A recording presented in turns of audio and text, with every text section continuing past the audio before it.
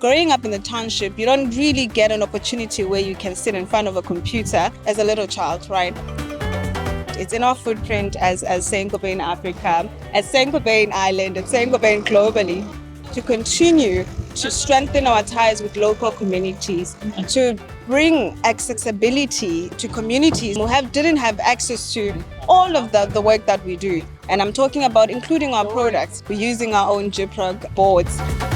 For me, that's sustainability. That's being a leader in light and sustainable construction. And I'm happy to be part of this. It really comes to my mind that Saint-Gobain principal actions are not just words on a sheet. Yeah. You can see it here that it's real. We do these things. Saint-Gobain are committed to helping other people. It's not just a company. It's reaching out to the world and trying to help people. They're not as fortunate as we were when we started. And, you know, everybody deserves a chance in life. And that's what we're trying to do.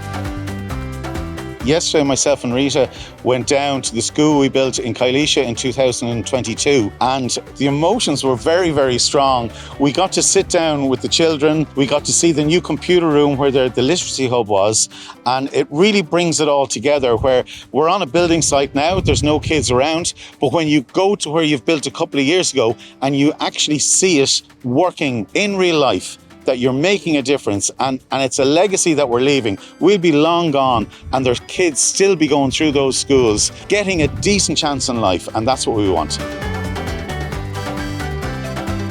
There's still so much to do. There's still so many schools to build.